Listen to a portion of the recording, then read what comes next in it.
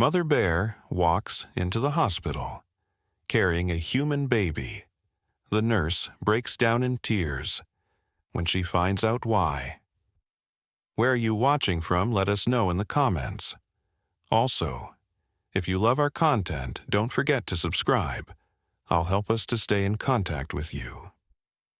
The night shift at Pine Valley Hospital was usually quiet, but tonight was different.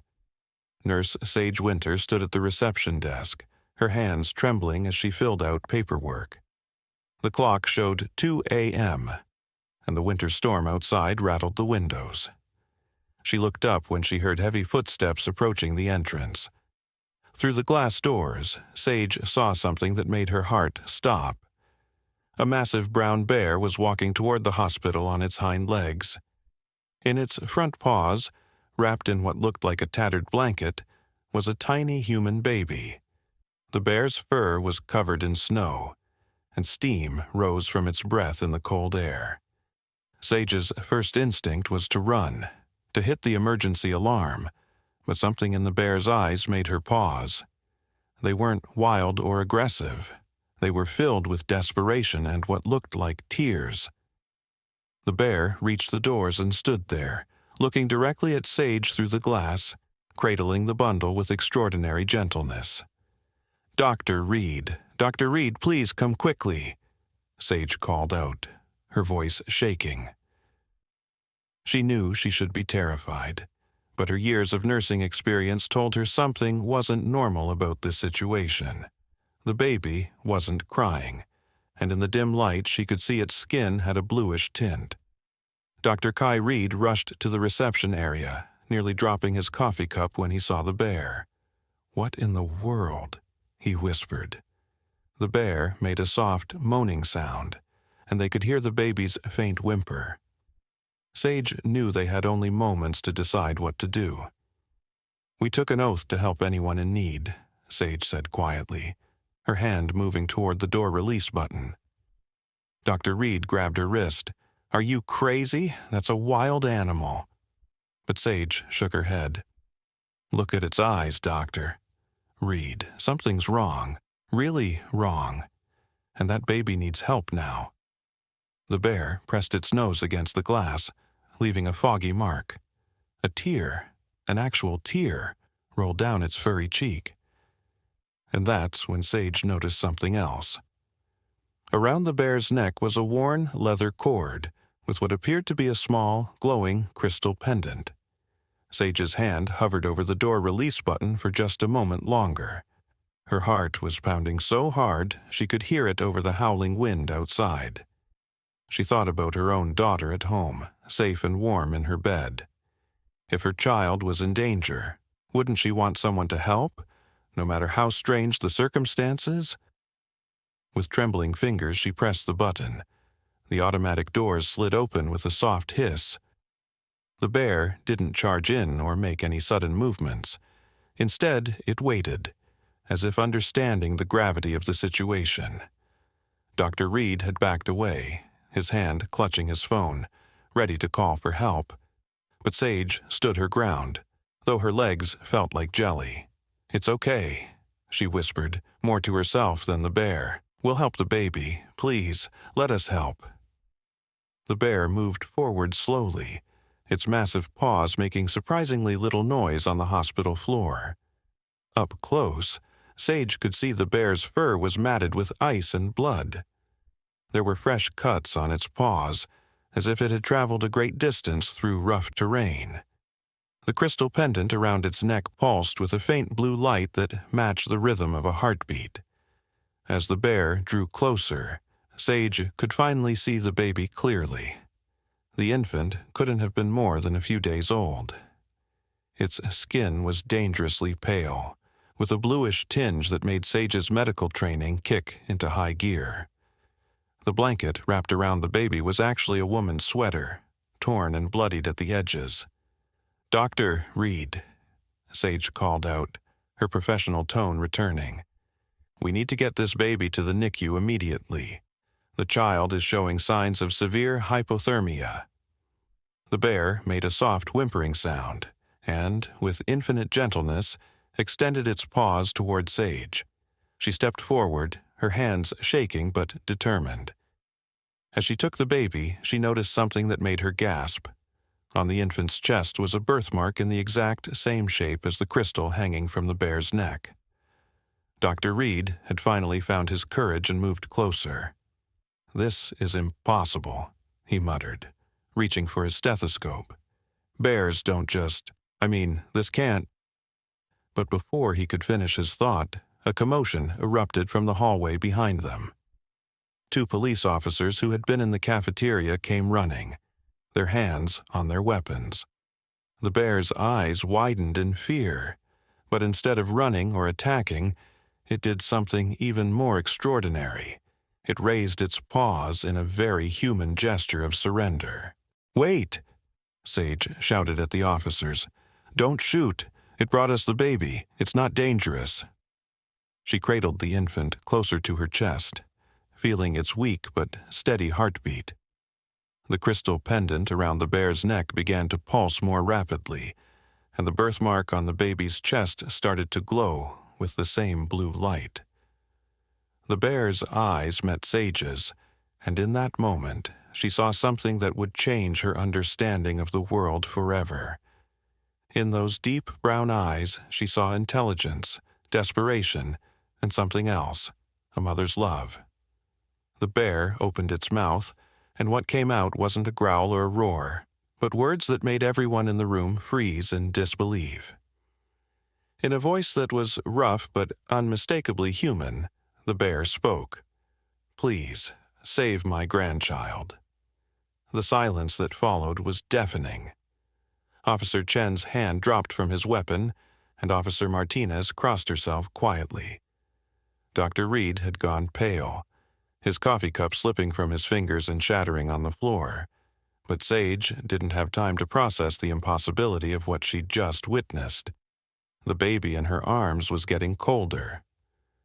"The child first," Sage said firmly, her nursing instincts taking over. "Questions later. Dr. Reed, we need to move." Her sharp tone snapped the doctor out of his shock. The bear stepped back, making a clear path to the hallway, its movements almost human-like now that they knew the truth. As they rushed toward the NICU, the bear followed at a respectful distance, its claws clicking softly on the hospital floor. Other night staff stopped and stared, frozen in disbelief, but Sage barely noticed them. Her whole world had narrowed to the tiny life in her arms and the steady pulse of the blue crystal that seemed to beat in time with the baby's heart. In the NICU, they worked quickly. The baby was a girl, no more than 3 days old. Her temperature was dangerously low at 94 degrees Fahrenheit. As they placed her in the warming unit, Sage noticed more strange markings on the infant's skin. What looked like ancient symbols spiraling down her arms, only visible when the crystal's light pulsed. The bear, the grandmother, stood in the doorway, watching every movement with intelligent eyes.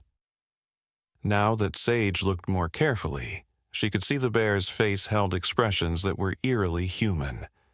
Worry creased its brow, and its paws twisted together in a gesture of anxiety that reminded Sage of her own mother. "She's stabilizing," Dr. Reed announced after several tense minutes, his professional training finally overriding his shock. "Heart rate is improving, color's getting better." He turned to the bear, and, in a surreal moment that would have been comical under different circumstances, addressed her directly. "Can you tell us what happened? Where are the baby's parents?" The bear's eyes filled with tears again, and she slumped against the doorframe, leaving a smear of blood on the white paint. That's when Sage noticed how badly injured the bear actually was. Deep gashes ran across her side, partially hidden by her thick fur, and one of her back paws was badly burned. "They came in the night," the bear spoke again, her voice a pained whisper that somehow carried across the room. "The ones who hunt our kind. The ones who fear the old magic." She touched the crystal at her neck with a trembling paw. My daughter. She made me promise to protect the baby. She used the last of her power to give me this form, to help us escape. The hunters, they wouldn't look for a bear carrying a child. The bear's voice broke on the last word, and she swayed dangerously. Officer Chen, who had followed them to the NICU, quickly moved forward to support her massive frame. The crystal's light flickered, and for just a moment, Sage saw something extraordinary. The shadow of a human woman cast on the wall behind the bear, elderly but elegant, her face lined with the same worry they could see in the bear's eyes. The hunters followed us for 3 days, the bear continued, her voice growing weaker. Through the mountains, through the storm. My daughter and her husband, they stayed behind to fight, to give us time. But the baby was so cold, so hungry. I knew I had to find help, even if it meant revealing ourselves, even if it meant breaking our oldest laws. The crystal pulsed once more, bright enough to illuminate the entire room, and then went dark. The bear let out a soft gasp of pain, and before their eyes her form began to shimmer like heat waves rising from hot pavement. Officer Chen stepped back in alarm as the bear's massive shape started to shrink and change. The transformation was like watching ice melt in reverse, the bear's form flowing and reshaping itself until, where the massive animal had stood, there was now an elderly woman. She wore a torn dress made of what looked like hand-woven fabric, intricate patterns embroidered along its edges, matching the symbols on the baby's skin. The woman, the grandmother, collapsed forward, but Officer Martinez caught her before she hit the ground. Her silver hair fell around her face like a curtain, and the crystal pendant still hung at her throat, though it was now dark and lifeless. Blood stained her dress in the same places where the bear had been wounded. "My name is Sarah," she whispered, her voice hoarse with exhaustion. "And that child is the last of our line, the last one born with the old magic in her blood." She tried to push herself up, her hands trembling with the effort.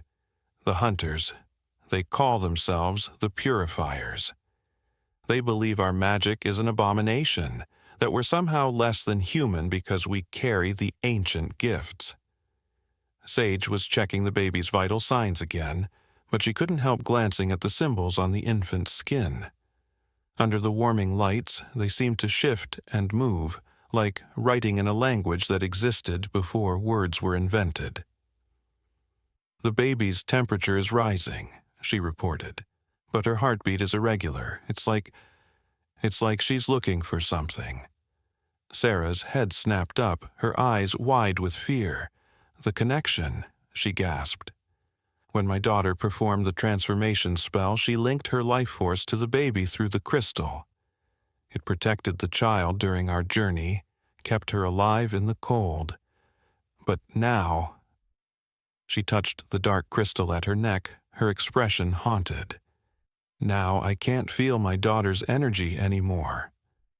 Dr. Reed had been making notes in a tablet, trying to maintain some semblance of medical protocol in this impossible situation. "Are you saying this baby's survival is magically linked to her mother? That without this connection?" "She could die," Sarah finished, her voice breaking. "The magic in her blood is too strong, too raw. Without guidance, without the anchor of her mother's power, it could overwhelm her tiny body." Tears rolled down her weathered cheeks. "My daughter knew this might happen. That's why she gave me this." From a hidden pocket in her dress, Sarah pulled out a small leather pouch, her hands shaking so badly she could barely hold it. Officer Chen helped her open it, and a handful of crystal shards spilled out, each one identical to the now darkened pendant around Sarah's neck. "These are soul crystals," Sarah explained, "passed down through our family for generations. Each one carries a spark of our ancestors' magic. My daughter said, if anything happened to her, we would need them to save the baby. The infant chose that moment to cry, a weak, stuttering sound that made everyone in the room flinch. The symbols on her skin flared with a bright blue light, and medical equipment around them began to malfunction. The warming unit's temperature spiked, monitors flickered, and the overhead lights pulsed in rhythm with the baby's heartbeat. Her magic is destabilizing. Sarah tried to stand but fell back, her wounds finally overwhelming her. Please, the crystals. They need to be placed in a circle around her. 7 points, like the stars of the Pleiades. Our ancestors will help contain her power, give her a chance to survive until she's strong enough to control it herself. Dr. Reed looked at Sage, his expression torn between medical training and the impossible reality before them. This goes against every protocol we have. If something goes wrong, look at the monitors, Sage interrupted, pointing to the baby's vital signs. Her heart rate is climbing dangerously high, temperature too. We're losing her, and medicine alone isn't going to save her. She met Sarah's eyes, seeing the same desperate hope she'd recognized in the bear's gaze. Tell me what to do. Sarah's voice was getting weaker, but her eyes burned with determination. The crystals must be placed by someone with a pure heart, someone who can act out of love without fear or doubt. The ritual, it's dangerous. The power could overwhelm anyone who isn't ready to sacrifice everything to save her. The room fell silent, except for the increasingly erratic beeping of the monitors and the baby's weakening cries. The symbols on her skin were glowing brighter now, and small objects around the room had begun to float, caught in the waves of uncontrolled magic pouring from her tiny body. Officer Martinez still held his cross, muttering prayers under his breath. Dr. Reed had backed away from the warming unit, his scientific mind struggling to process what he was seeing. But Sage stepped forward, holding out her hands for the crystals. She thought of her own daughter again, of the fierce, unconditional love she felt every time she looked at her child. "I'll do it," she said firmly. "Tell me how." Sarah pressed the crystals into Sage's palms. They were warm to the touch, and Sage could have sworn she heard whispers coming from them. Ancient voices speaking in a language she didn't understand but somehow felt in her soul. "Remember," Sarah said urgently, "once you begin, you can't stop. No matter what you see, no matter what you feel, the circle must be completed." The baby's cries had turned to whimpers, and the symbols on her skin were now blazing so brightly they could barely look at her. Medical equipment sparked and smoked, and a wind that couldn't possibly exist indoors began to whirl around the room. As Sage took the first crystal and prepared to place it, Sarah grabbed her arm with surprising strength. "One more thing," the grandmother whispered. "The hunters, they'll have felt this much magic being released. They'll be coming. We have minutes, maybe less." As if in response to her words, they heard shouts and running footsteps in the hallway outside. The hospital's front doors had just been broken down. Sage's heart was pounding, but her hands remained steady as she held the first crystal. The baby's whimpers had grown weaker, and the symbols on her skin were now pulsing erratically, like a failing heartbeat written in light. Dr. Reed rushed to the door, peering out into the hallway. "Multiple people coming up the stairs," he reported, his voice tense. "They're wearing some kind of robes or uniforms, and they're armed." Officer Chen drew his weapon, positioning himself by the door. "Martinez, call for backup, now." His partner was already on his radio, but static was the only response. The baby's unstable magic was interfering with electronic communications. Sarah tried to stand again, her face gray with pain and exhaustion. "The first crystal goes at the crown of her head," Sarah instructed Sage, her voice growing urgent. "Then work clockwise, letting your heart guide the placement. The crystals will show you where they need to be, but you must hurry.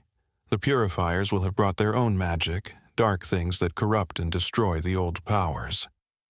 Sage took a deep breath and placed the first crystal above the baby's head. The moment it touched the warming unit's pad, it began to glow with a soft, pearl-like light. The baby's crying softened slightly, and the wild magic in the room seemed to quiet for just a moment. Sage reached for the second crystal, but before she could place it, the lights in the hallway went out, plunging everything into darkness except for the glow of the symbols on the baby's skin and the single lit crystal. "They're here," Sarah whispered, and there was ancient fear in her voice. The temperature in the room plummeted, their breath suddenly visible in the air. From the hallway came a sound that made Sage's skin crawl, something between chanting and screaming, in a language that seemed to hurt her ears. "Nobody moves," Officer Chen commanded as shadows appeared in the doorway. But these weren't ordinary shadows.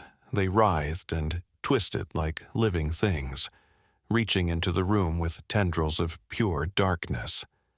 The baby began to cry again, a sound of pure distress, and the medical equipment around them sparked and died. 3 figures stepped through the doorway, pushing Officer Chen aside as if he weren't there. They wore deep crimson robes with strange symbols burned into the fabric, their faces hidden beneath hoods. Each carried a staff made of black metal that seemed to absorb what little light remained in the room. The leader raised his staff, and Sarah screamed in pain as her crystal pendant shattered completely. "The last of the shapeshifters," the hooded figure spoke, his voice like grinding metal. "How fitting that we'll end your bloodline where you sought to save it." He turned toward the baby, raising his staff higher. The abomination must be cleansed. What happened next seemed to unfold in slow motion. Officer Martinez fired his weapon, but the bullet stopped midair and turned to ash. Dr. Reed lunged for the baby, only to be thrown back against the wall by an invisible force. The Purifiers began their terrible chanting again, and dark energy crackled around their staffs. But Sage didn't run. She didn't freeze. Instead, she grabbed all the remaining crystals, holding them tight enough that their edges cut into her palms. Blood welled around the stones, and the moment it touched them, they began to glow brighter than ever. She heard Sarah gasp behind her. "Blood freely given," Sarah whispered in awe. "The strongest magic of all." The lead Purifier struck out with his staff, sending a bolt of dark energy straight at the baby. But Sage was already moving, her body acting on instinct she didn't know she possessed. She threw the blood-touched crystals into the air, and instead of falling, they hung suspended, spinning like stars. The dark energy hit an invisible barrier and shattered. Sage felt something awaken inside her, a power she'd never known she had. The crystals responded to her will, flying into position around the baby in a perfect circle. Each one blazed with light as it found its place, and with each crystal she heard voices, women's voices, stretching back through time, mothers and daughters and grandmothers, all singing the same song of protection and love. The baby's symbols flared in response, but now they weren't chaotic. They began to pulse in rhythm with the crystals, with Sage's heartbeat, with something deeper and older than time itself. The Purifiers struck again and again, their dark magic crashing against the growing light around the baby, but they couldn't break through. Sarah's voice rose above the chaos, speaking words that seemed to come from another age. The old magic doesn't live in crystals or symbols or spells. It lives in the heart, in the choices we make to protect those we love. That's why the Purifiers will never destroy it. That's why they fear it so much. The baby's eyes opened, and they were filled with the same light that surrounded her. She looked at Sage and smiled. a real smile, impossibly advanced for a newborn. And in that moment, every crystal in the circle flashed like a supernova. The light was blinding, pure and clean, and more powerful than anything the Purifiers could summon. When Sage could see again, the hooded figures were gone, their staffs lying broken on the floor. The darkness had been pushed back, and the room was filled with a warm, gentle radiance. The baby was sleeping peacefully, her breathing strong and regular, the symbols on her skin now a soft, steady glow rather than a frantic blaze. But there was no time to celebrate. Sarah stumbled forward, catching herself on the warming unit. "They'll be back," she said urgently. "With more of their kind. The baby is stable now, but she needs to be taken somewhere safe. Somewhere they can't track her." She looked at Sage with desperate hope. Somewhere with someone strong enough to protect her. Someone whose heart is pure enough to help her learn to control her gifts as she grows. Sage looked down at her hands, still bleeding from the crystal cuts, then at the sleeping baby whose life she had just saved. She thought of her own daughter again, and of the empty bedroom in their house that she'd never had the courage to fill after her husband died. She thought of the loneliness of the past few years, and of the incredible events of this night, and of the choice that now lay before her. Dr. Reed cleared his throat. "Legally speaking, this is a medical facility and that child is under our care. We should contact social services, follow proper protocols." He trailed off, looking at the broken staffs on the floor, the hovering crystals, and the lingering traces of both light and shadow magic that filled the room. "But I suppose proper protocols don't really apply here, do they?" Officer Chen holstered his weapon, shaking his head in disbelief. "I didn't see anything," he said firmly. "Did you, Martinez?" His partner, still clutching his cross, shook his head quickly. "Nothing at all, just a quiet night shift."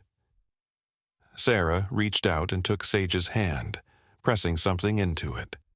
A small book bound in worn leather, its pages covered in the same symbols that marked the baby's skin. "Everything you need to know is in here," she said softly. "The history, the teachings, the ways to control and channel the power. I can't go with you. I'll lead them away, make them think we fled in another direction. But you," she squeezed Sage's hand, "you've already shown you have the strength to be what she needs." The baby stirred in her sleep, and one tiny hand reached out, wrapping around Sage's finger with surprising strength. The crystal circle pulsed once more, and Sage felt that deep connection again, to the baby, to Sarah, to all the generations of strong women who had protected their legacy against those who feared what they didn't understand. She knew, in that moment, that her life would never be the same. Sarah suddenly stiffened, her head turning toward the window. Outside, in the dark winter night, red lights began to appear, dozens of them, floating in the air like malevolent fireflies. "More Purifiers," she whispered. "A full hunting circle. We have minutes at most." She turned to Sage, her eyes filled with both fear and determination. "The crystals will hide the baby's magic for a short time, but you need to leave, now." Dr. Reed was already moving, grabbing supplies from the cabinets, formula, blankets, basic medical equipment. "Take the service elevator to the parking garage," he said, stuffing everything into a hospital bag. "Chen, Martinez, can you create a distraction?" The two officers shared a look, then nodded. "We'll call in a suspicious package alert," Chen said. "That'll bring every emergency vehicle in the city, in all that chaos." He gestured to Sage and the baby. Officer Martinez was already on his phone, the magic interference having faded enough for signals to return. Sarah pressed the leather book more firmly into Sage's hands.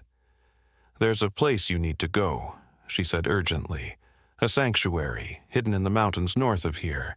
The book will show you the way, but only when you're ready to see it. Until then."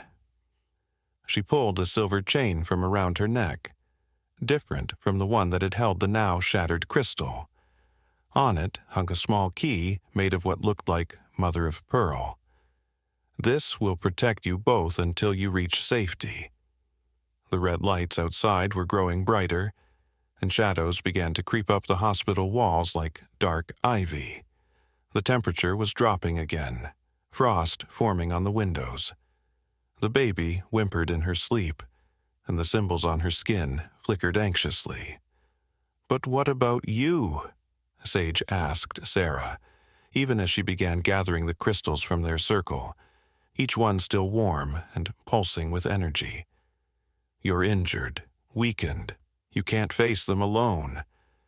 Sarah straightened, and for a moment Sage saw the echo of the bear she had been, powerful, fierce, protective. "I've lived longer than any shapeshifter has a right to," she said with a sad smile. "And I've seen more of our people fall to the Purifiers' hatred than I can bear to remember. But tonight—" She touched the baby's cheek gently. "Tonight we saved the future of our kind. My daughter did not die in vain." Sage felt tears running down her face, but she forced herself to focus on the practical matters at hand. She pulled out her phone, fingers trembling as she typed a message to her neighbor who watched her daughter during night shifts. "Emergency at hospital. Need you to keep Emma until morning. We'll explain everything later." The response came quickly. "Of course. Emma's safe and sleeping. Take care of yourself." Dr. Reed returned with a wheelchair, standard protocol for patient discharge, though nothing about this situation was standard. "I'll update the records to show the baby was never here," he said. "As far as the hospital system is concerned, this night never happened." The shadows were halfway up the walls now, and the red lights had begun to pulse in an ugly rhythm that made everyone's heads ache. Sarah stepped back from the baby's bed, her hands raising in a complex gesture. The air around her began to shimmer. "One last gift," she said, her voice taking on an ethereal quality. "One last transformation." The shimmering air flowed from her hands, surrounding Sage and the baby like a gentle mist. "When you're in danger, when they're close, this charm will hide you both. To anyone looking, you'll appear to be nothing more than a mother with her child. Nothing remarkable, nothing magical, nothing worth noticing." The charm settled on Sage's skin like morning dew, and when she looked down at her hands, she could see that the cuts from the crystals had vanished, though she could still feel their power thrumming through her blood. The baby's glowing symbols faded from view, though Sage could still see their faint outline when she looked closely. Officer Chen poked his head back into the room. "Emergency vehicles are 3 minutes out. Whatever you're going to do it now." Sarah nodded, then turned to Sage one last time. "The book will teach you everything you need to know. But the most important lesson," she placed her hand over Sage's heart, "you already understand. Love is the oldest magic, the strongest magic. Everything else is just details." The shadows reached the ceiling, and the red lights outside had become a swirling vortex of crimson energy. Sarah's form began to change again, but this time she didn't become a bear. Instead, her body seemed to dissolve into thousands of golden butterflies, each one glowing with its own inner light. They swirled around Sage and the baby once, like a farewell caress, then streamed out the window into the night. The Purifiers' chanting rose to a fever pitch, and the dark energy pursuing the butterflies left trails of black lightning in the sky. But Sarah's sacrifice had served its purpose. All attention was focused upward, away from the hospital's lower levels. "Go," Dr. Reed urged, helping Sage settle the baby in her arms. The crystals hummed in the bag at her side, and the silver key around her neck felt warm against her skin. The service elevators through those doors and to the left don't stop for anything. Sage stood for a moment, looking at the kind doctor who had chosen to help rather than hinder, the brave officers who were risking their careers to protect them. "Thank you," she whispered, "all of you." Then she was running, the baby held close to her heart, Sarah's book and the crystals bouncing in the bag at her side.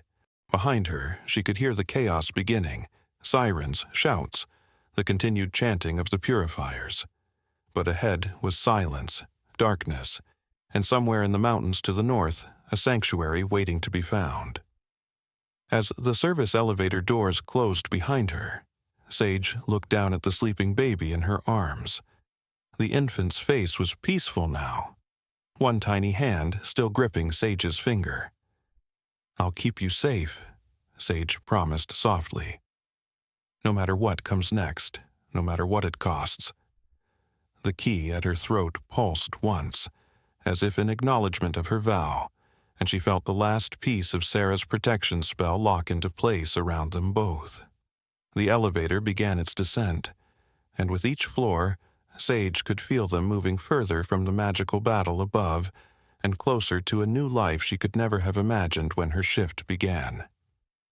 She thought of her daughter Emma, waiting safely at home, and wondered how she would explain that she was about to become a big sister to a baby with magic in her blood. But those were concerns for later. Right now, they had to survive the night. Right now, they had to escape. And somewhere above them, Sarah's golden butterflies were leading the Purifiers on a chase across the winter sky, buying them the time they needed to vanish into the darkness. The service elevator creaked to a stop in the underground parking garage, its fluorescent lights flickering ominously. Sage stepped out cautiously, holding the baby close. The massive concrete space was eerily silent, except for the distant drip of water and the hum of ventilation fans. Her footsteps echoed as she moved between the rows of parked cars, Sarah's charm making them appear slightly blurred to her enhanced senses, as if she was seeing them through rain-streaked glass. The baby stirred in her arms, making a soft cooing sound. The symbols on her skin were completely invisible now, but Sage could feel the magic pulsing beneath the surface, like a heartbeat just out of sync with the infant's own. The crystals in her bag hummed in response, creating a harmony she could feel in her bones.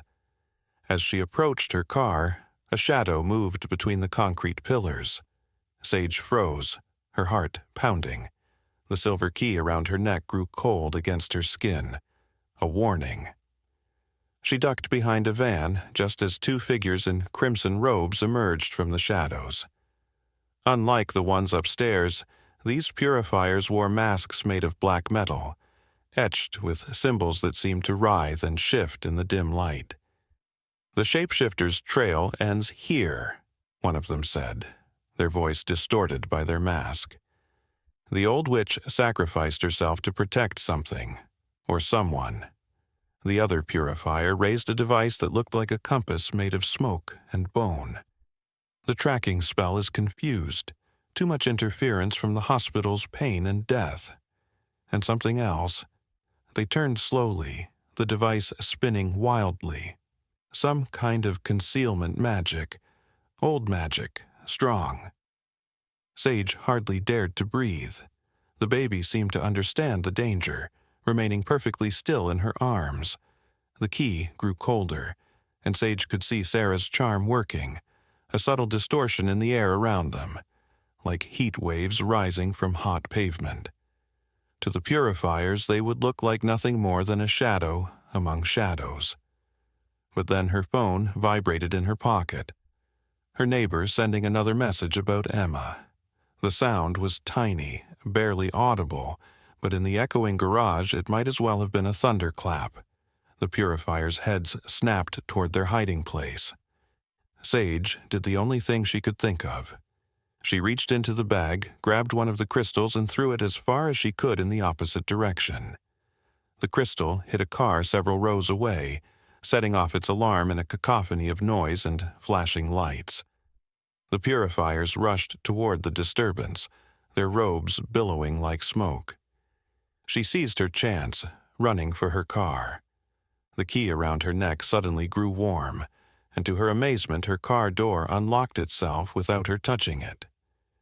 She slid inside, placing the baby carefully in the passenger seat. Her hands were shaking so badly she could barely get the key in the ignition. The engine roared to life just as one of the purifiers shouted, "There! By the exit!"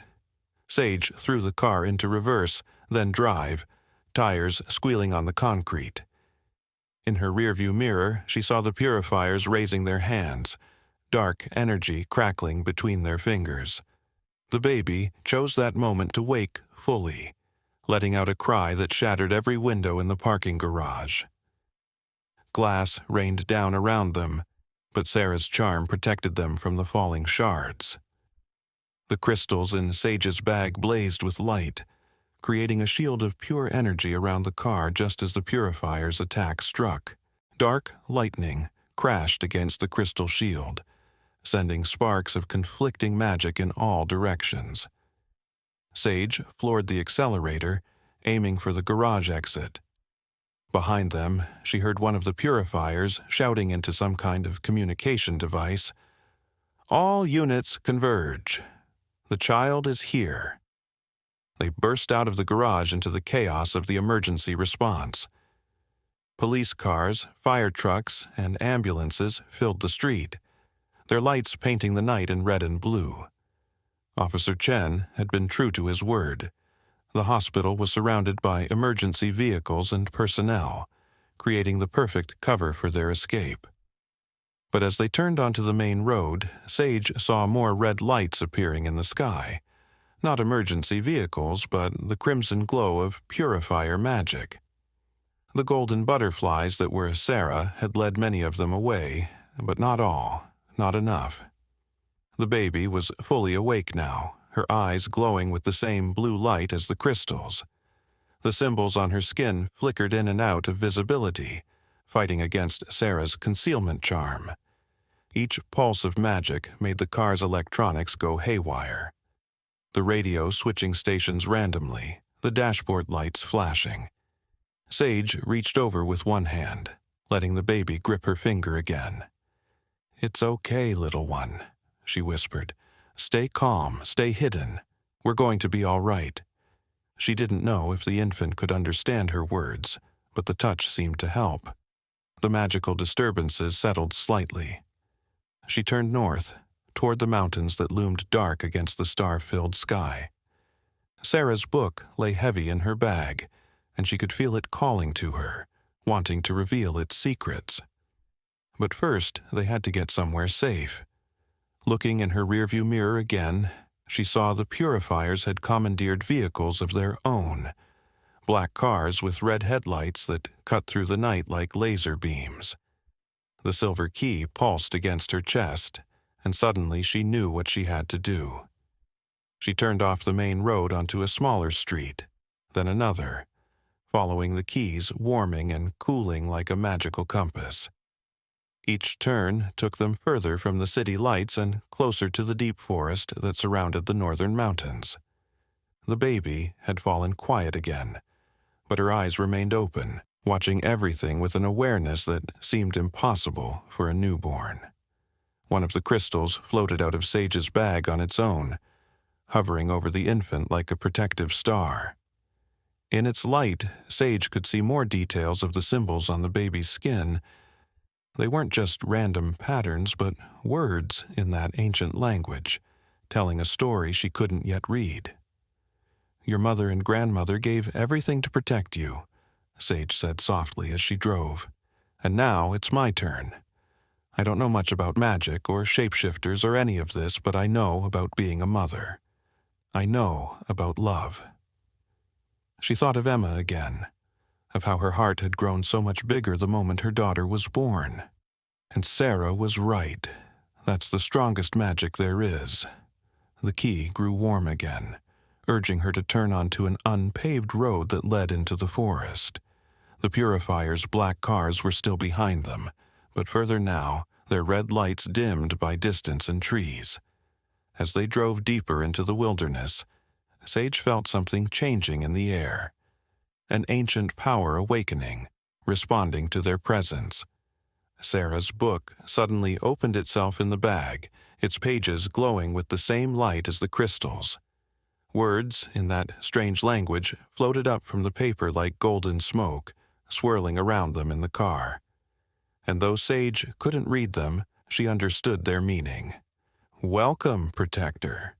Welcome, child of the old magic. The sanctuary calls, the path opens, the journey begins. The unpaved road twisted deeper into the forest, branches hanging low over their car like grasping fingers. The silver key grew warmer with each turn, guiding them through the darkness. Behind them, the Purifiers' red lights had faded to distant pinpricks, but Sage knew better than to feel relief yet. She'd seen enough tonight to know that distance alone wouldn't stop them. The baby stirred restlessly, and the floating crystal above her pulsed in response. Sage glanced over, watching in amazement as more symbols appeared on the infant's skin, not just the ones she'd seen before, but new patterns that seemed to be writing themselves across her tiny arms and face. The crystal's light revealed them to be not just symbols but tiny scenes. A bear protecting its cubs, wolves running beneath a full moon, eagles soaring over mountain peaks. Your family's history, Sage whispered, understanding dawning.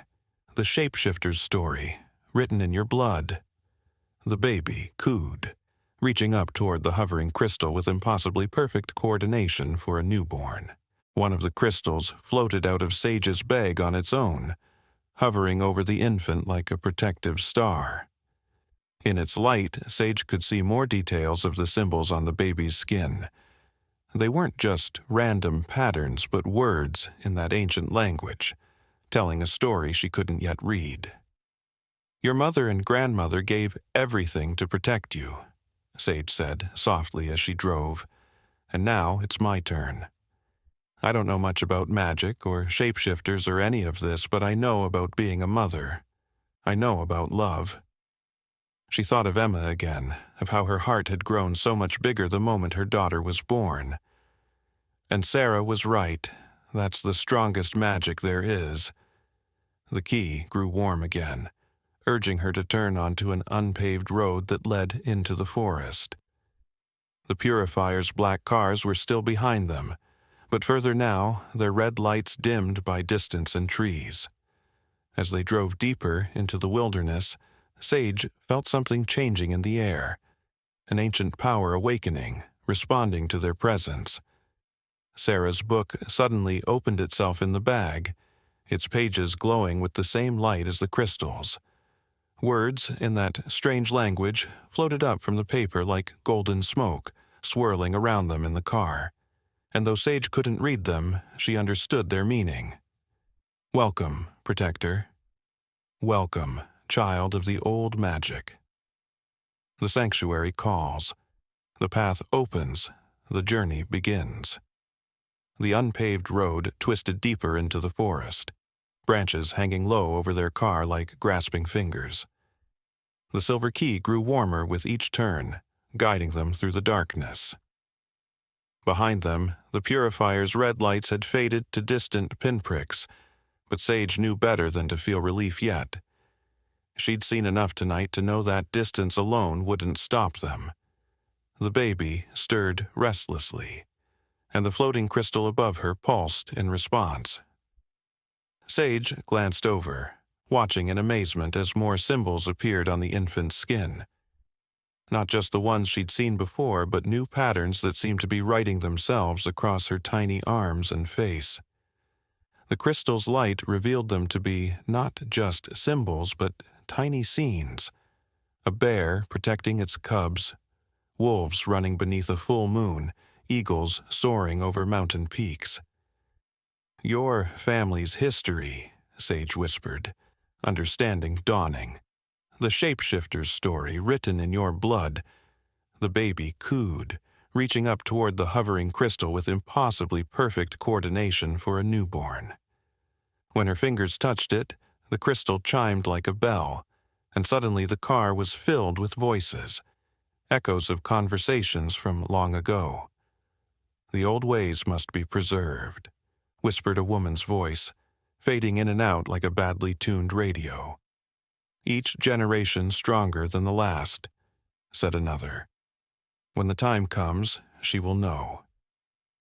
The voices overlapped, decades or perhaps centuries of wisdom trying to make itself heard all at once. The cacophony of voices was interrupted by a flash of red light in the trees ahead. Sage slammed on the brakes just as a figure in crimson robes stepped onto the road. But this was no ordinary purifier. Their robe seemed to be made of living flames, and their mask was crafted from what looked like pure darkness. A crimson elder, the book whispered, its pages rustling with fear. One of the original purifiers from the first great persecution. They cannot be fought, only fled. The elder raised their hands, and the road ahead erupted in columns of red fire. The baby screamed, not in fear, but in defiance. All 6 remaining crystals burst from Sage's bag, forming a spinning ring around the car. The symbols on the baby's skin blazed so brightly that the entire forest was illuminated like daylight. In that moment of brilliant illumination, Sage saw movement in the woods, shapes shifting between the trees. Bears, wolves, eagles, and creatures she had no names for, all formed from the same golden light that had made up Sarah's butterflies. The spirits of shapeshifters passed, coming to protect their last descendant. The elder's flames met the crystal shield with a sound like a thunderclap. The impact sent shockwaves through the forest, toppling trees and creating a crater in the road. But in that same instant, the spirit animals charged. They passed through the elder's flames as if they were nothing more than illusions, their golden light tearing holes in the purifier's fiery robes. "Now," Sarah's book commanded. "While they're distracted, but be ready. The path to the sanctuary demands a price. A truth freely given, a secret willingly shared." Sage spun the wheel, driving off the road into what looked like solid forest. But the silver key flashed brilliantly and the trees parted like a curtain, revealing a hidden path that shouldn't have been possible.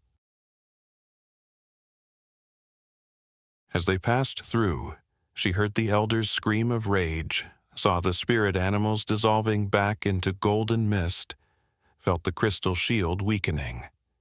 The hidden path was barely wide enough for the car, and roots kept trying to snag their wheels. The baby had gone quiet again, but her eyes were fixed on something ahead that Sage couldn't see yet. The book's pages continued to turn on their own, stopping finally on a page covered in drawings of a massive stone arch. "The gateway of truths," the book explained. "None may pass without offering a piece of their heart. The deeper the truth, the stronger the protection it buys. Choose carefully, protector. Choose wisely." Through the trees, Sage caught glimpses of stone, ancient blocks covered in the same symbols that marked the baby's skin. The path widened slightly, and suddenly they were in a clearing. The stone arch stood before them, at least 20 feet tall, its surface writhing with golden light. Beyond it, Sage could see nothing but darkness. She stopped the car, knowing instinctively that they would have to continue on foot. Behind them, she could hear the sounds of pursuit, not just the elder, but what seemed like dozens of purifiers crashing through the forest. The spirit animals had bought them time, but not much. The baby's floating crystal descended gently, landing in Sage's palm as she lifted the infant from the car. The other crystals took up defensive positions around them, their light creating a smaller but still strong protective circle. The silver key lifted off Sage's neck on its own, floating toward the arch's keyhole, one she hadn't noticed until that moment. A truth, the book prompted. A secret you've never spoken aloud. The gateway demands it, and time grows short.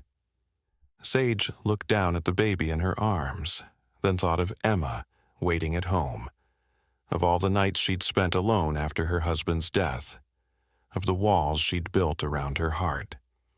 She thought of how quickly she'd chosen to protect this magical child, to step into a world she didn't understand. And she understood what truth the gateway wanted, the one she'd been hiding even from herself. "I've been afraid to love again," she whispered, her voice breaking. "After losing James, I was so scared of feeling that kind of pain again that I closed myself off. Even from Emma sometimes. I threw myself into work, into being practical and responsible, because it was safer than being vulnerable. But tonight..." She looked down at the baby, who was watching her with those impossibly wise eyes. "Tonight, I chose love over fear. And I'll keep choosing it every day, no matter what it costs me. Because that's what being a mother means, what being human means. To love despite the risk of loss, to protect despite the risk of pain." The gateway began to hum, its symbols glowing brighter. The key slid into the keyhole and turned on its own. Beyond the arch, the darkness began to shift, revealing glimpses of mountains, forests, and what looked like ancient buildings carved into cliff faces. But before they could step through, a wall of crimson fire erupted behind them. The Elder had found them, and they weren't alone. More Purifiers emerged from the forest, their dark magic creating a cage of shadows around the clearing. The Elders stepped forward, their flame-robed form somehow even more terrifying than before. "You cannot hide the abomination forever," they said, their voice like breaking glass. "The old magic must be cleansed from this world. The natural order must be restored." The baby's symbols flared again, and to Sage's astonishment the infant spoke. Not in a baby's gurgle, but in a voice that seemed to contain multitudes, as if every shapeshifter who had ever lived was speaking through her. "The natural order is magic, and you can never destroy it, because you can never destroy love." The crystals around them began to spin faster, their light building to an impossible brightness. The gateway's hum grew to a roar, and the key in its lock began to turn again, faster and faster. Sage held the baby close, feeling Sarah's charm and her own newly awakened power wrapping around them like armor. "Run," the book commanded. "Run now, through the gateway. The sanctuary awaits, but you must choose. Now!" The Elder raised their staff, dark energy crackling around them like lightning. The other Purifiers began their terrible chanting again, and Sage, holding her magical child close to her heart, made her choice. She ran toward the gateway, not away from it. The baby's crystals spun faster, creating a shield of pure light that deflected the Elder's first attack. The dark energy crashed against it, sending sparks of conflicting magic in all directions. Trees at the edge of the clearing burst into flames, their light reflecting off the barrier of shadows the Purifiers had created. As Sage's foot touched the first stone of the gateway, time seemed to slow. The baby's symbols began to glow brighter than ever, but now they were changing, flowing across her skin like liquid gold. The scenes they depicted started moving, bears rearing up, wolves running, eagles soaring, all spiraling out from the baby's skin to create a sphere of living magic around them. The Elder screamed in rage and frustration. Their fiery robe exploded outward, revealing a form made entirely of crimson flames. "You cannot escape. The sanctuary's power is failing. The old ways are dying." They raised both hands, and the very air seemed to catch fire. But the baby spoke again in that voice of multitudes. The old ways cannot die as long as there is love, as long as there are those willing to protect, to nurture, to believe. The infant reached out one tiny hand toward the elder, and suddenly all 6 crystals aligned in a perfect line, pointing like spears of light. Sage felt power flowing through her, unlike anything she'd ever experienced. She understood in that moment that Sarah's charm hadn't just hidden them. It had been preparing her, awakening something that had been dormant in her own blood. The truth she'd spoken to the gateway had completed the transformation. "You're wrong about the natural order," Sage found herself saying, her voice harmonizing with the baby's many-voiced speech. "Love is the most natural force in the universe, and sometimes it finds us in the most unexpected ways." She shifted the baby to her left arm, raising her right hand alongside the infant's. The key in the gateway's lock completed its final turn with a sound like a mountain shifting. The darkness beyond the arch transformed into a tunnel of swirling golden light. At the same moment, the crystals released their combined power in a single burst of pure radiance. The elder's flames were blown back, their mask of darkness cracking. Through the fissures, Sage caught a glimpse of a face consumed by centuries of hatred and fear. The other Purifier's shadow barrier shattered like black glass, pieces of darkness raining down around them. "Now," Sarah's book commanded. "Through the gateway. The sanctuary's guardians can hold them back, but only if you cross the threshold." Sage ran. Behind her, she heard sounds that defied description, roaring that shook the earth, screaming that pierced the soul, magic clashing against magic in a battle that made the air itself tremble. The baby's living symbols had expanded to fill the entire clearing, becoming a dome of ancient power.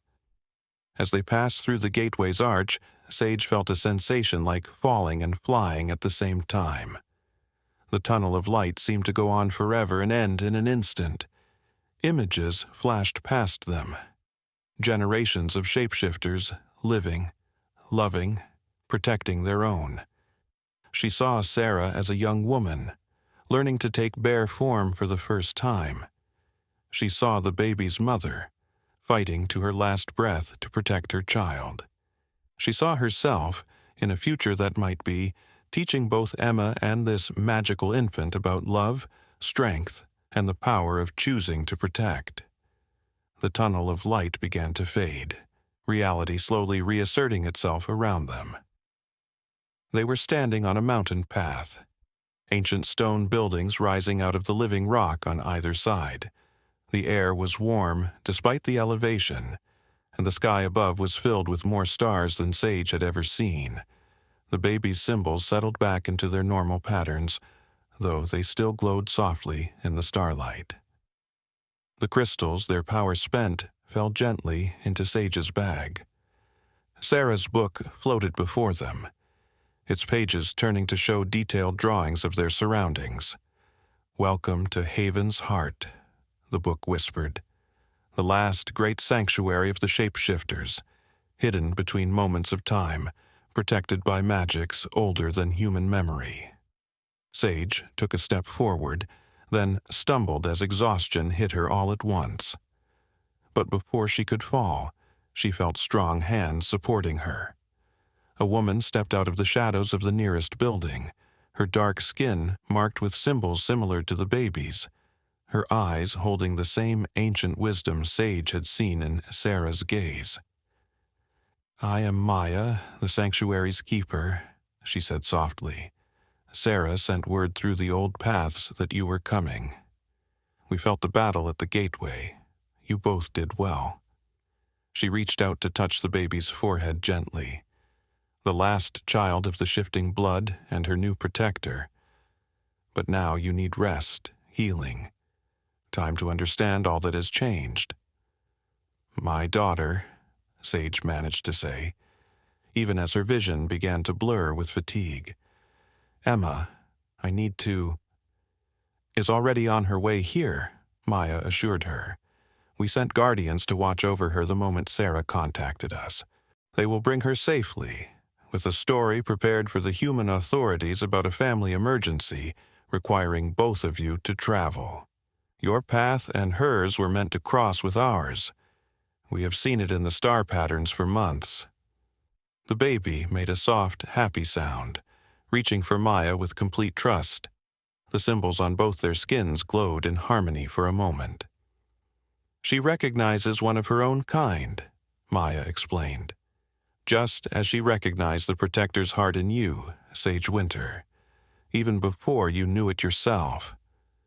More figures were emerging from the sanctuary's buildings, men, women, and children of all ages, each marked with their own unique symbols.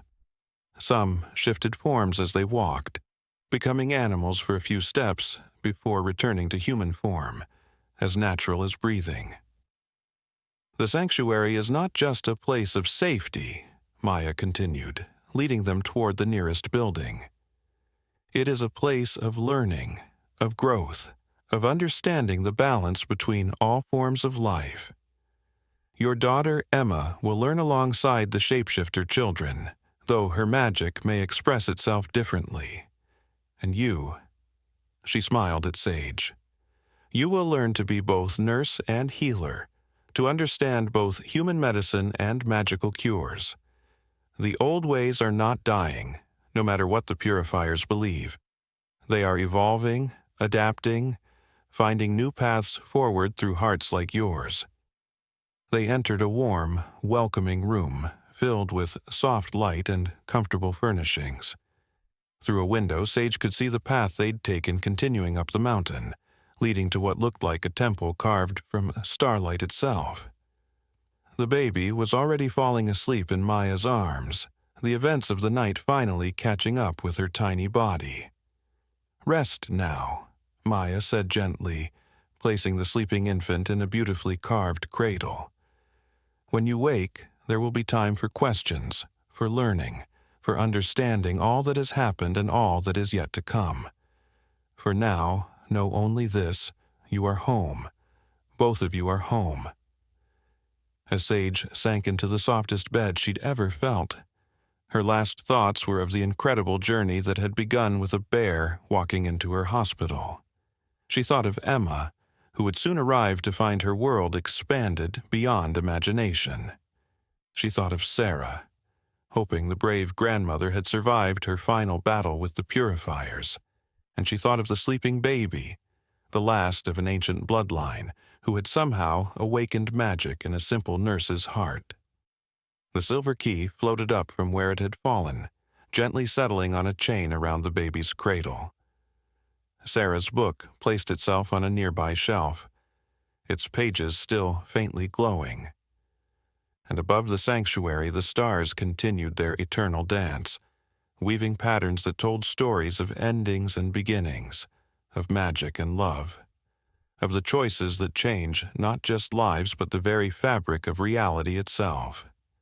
Sage woke to sunlight streaming through crystal windows, casting rainbow patterns across the warm wooden floors. For a moment, she thought she had dreamed it all: the bear at the hospital, the magical baby, the battle at the gateway. Then she heard a sound that made her heart stop. Her daughter Emma's laugh mixed with the happy gurgling of an infant. She sat up quickly, taking in the remarkable scene before her. Emma, still in her favorite star-patterned pajamas, sat cross-legged on a colorful rug. The magical baby lay on a blanket beside her, tiny hands reaching up toward the lights Emma was creating in the air, actual spheres of soft golden radiance dancing between her fingers. "Mom!" Emma exclaimed, not stopping her magical play. "This is so cool. Maya says I've always had magic in me just like you do. We just needed to be around other magical people to wake it up." The 8-year-old's face shone with pure joy. "And is it true that this is my new sister? Maya told me how you saved her, how you fought the bad guys. You're like a superhero." The baby cooed in agreement, and symbols on her skin shifted to mirror the pattern of Emma's light spheres. Maya stood in the doorway, watching with a gentle smile. She had changed from her formal robes of the night before into simpler clothing, though the symbols on her skin still shimmered with power. "Your daughter arrived an hour ago," Maya explained. "The Guardians brought her through one of the lesser gateways, much gentler than your dramatic entrance last night. She's taken to magic as naturally as breathing." Maya's eyes crinkled with amusement. Though perhaps we shouldn't be surprised.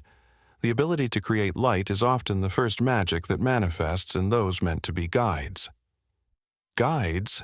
Sage asked, moving to sit beside her daughters. Both of them, she realized with a wave of emotion. In just one night, her heart had expanded to hold even more love than she'd thought possible. Maya sat with them, her movements graceful and deliberate. "There are many types of magic in the world," she explained. "The shapeshifters are but one expression of it.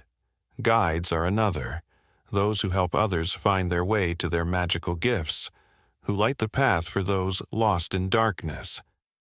She gestured to Emma's floating lights. "Your daughter's magic manifesting this way, combined with your own awakening as a protector last night, suggests your family has a deep connection to this particular calling." The baby, and Sage realized with a start that they still didn't know her name, reached out and touched one of Emma's light spheres. Instead of popping like a bubble, it transformed into a tiny golden butterfly that flew around their heads before dissolving into sparkles. "She needs a name," Emma said seriously, creating more lights for her new sister to transform. "Something special, because she's magic, but also something normal enough that she won't get teased when she goes to school. Because she will go to school, right? Even though we live in a magic sanctuary now." Maya nodded. "Haven's heart is not separate from the world. It exists alongside it. Those who live here learn to walk in both realms, keeping the balance between magic and mundane.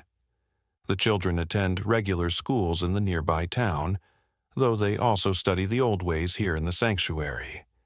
The town itself doesn't know we're here. They see only what appears to be a remote meditation retreat, protected by illusions and wards." The baby made another happy sound, and this time her symbols formed a clear pattern, the same stars that had been shining above the sanctuary when they arrived. "Look at that," Maya said softly. "She's showing us her true name. In the old language, that constellation is called Celeste, the celestial dancer." "Celeste," Sage repeated, and the baby turned to her with a brilliant smile. The name settled into place like the final piece of a puzzle they hadn't known they were solving. Emma clapped her hands in delight, and her light spheres exploded into a shower of gentle sparks. A bell rang somewhere in the sanctuary, its sound both musical and mysterious. Maya rose gracefully. "That's the morning gathering. There are many here who want to meet you all. Other families with children, teachers of both magical and mundane subjects, healers who can help you combine your nursing knowledge with magical curing arts." She held out her hands to help Sage and Emma up. "And I believe Sarah may have sent us a message." Sage's heart leaped. Sarah survived? But how? Maya's smile widened. The old bear is craftier than any purifier could imagine. The golden butterflies were not just a distraction. Each one carried a fragment of her consciousness. While her physical form led the hunters away, these fragments found their way here through the hidden paths. She's been slowly reforming in the Temple of Shifting Stars since dawn. They followed Maya out into the sanctuary proper, and Sage gasped at the sight. In the morning light, Haven's heart was even more beautiful than it had appeared the night before. Buildings of stone and crystal grew out of the living rock of the mountain, connected by bridges that seemed to be made of solidified moonlight. Gardens full of glowing plants terraced down the mountainside, tended by people who shifted casually between human and animal forms as they worked. Children ran past them, some practicing simple spells, others transforming into cubs or pups to play chase games. Their laughter echoed off the ancient stones, mixing with the songs of birds that shimmered with impossible colors. Emma watched it all with wide-eyed wonder, her own lights unconsciously dancing around her in response to her excitement. Celeste was fully awake now, her symbols creating ever-changing patterns that reflected everything she saw. When a group of young shapeshifters ran past in wolf form, her markings became running wolves. When butterflies that looked like living stained glass floated past, her symbols transformed into delicate wings. The morning gathering is where we share news, make announcements, and welcome new arrivals, Maya explained as they walked. But first, we should visit Sarah. She'll want to see how her granddaughter has settled in, and to meet the young guide who's already helping to teach Celeste control over her magic. They climbed a path that spiraled up toward the temple Sage had seen the night before. Now she could see that it wasn't made of starlight as she'd first thought, but rather of crystals similar to the ones that had protected them during their escape.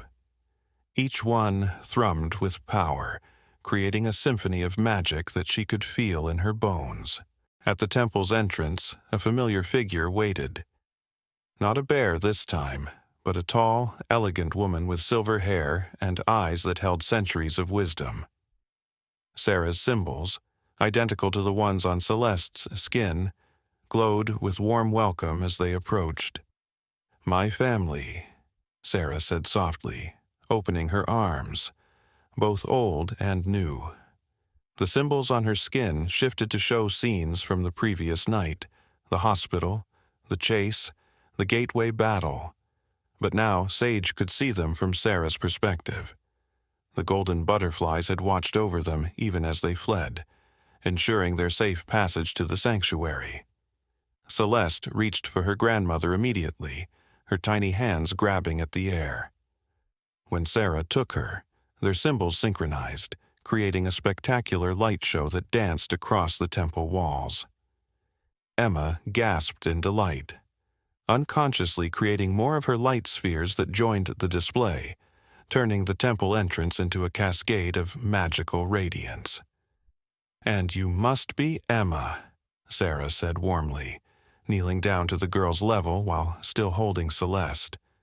"A guide already, and so young. Your light spheres are beautiful, and look how they help Celeste focus her own magic." It was true. The baby's symbols had settled into a steady, gentle glow, no longer shifting wildly with every new sight. Maya touched one of the temple's crystal walls, and it chimed softly. "The morning gathering will begin soon. But first, Sarah, perhaps you should tell them about what your butterflies discovered during the night, about the Purifiers?" Sarah's expression grew serious. She led them inside the temple, where the walls were lined with crystals similar to the ones that had protected them during their escape. The morning sunlight filtered through crystal windows, creating patterns that moved across the floor like living things. In the center of the room, a pool of water reflected not their images, but scenes from around the world. Other magical communities, hidden sanctuaries, places where the old powers still thrived.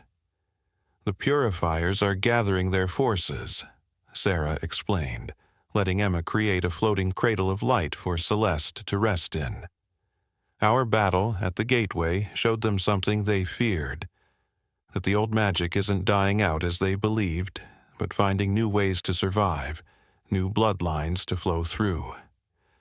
She smiled at Emma's light show. New forms to take. The pool's surface rippled, showing images of crimson-robed figures converging on locations around the globe. The elder they had faced was among them, their flame robe now bearing scars of golden light from their confrontation at the gateway. "They're attacking other sanctuaries?" Sage asked, her protective instincts flaring. Trying to, Maya corrected. But our victory last night did more than just save Celeste. The way you combined human love with magical protection, a nurse's healing instinct with a mother's fierce devotion, it created something new, something that's already spreading through the hidden paths, strengthening the ancient wards in ways the Purifiers never expected. Sarah waved her hand over the pool, and the scene changed to show other families.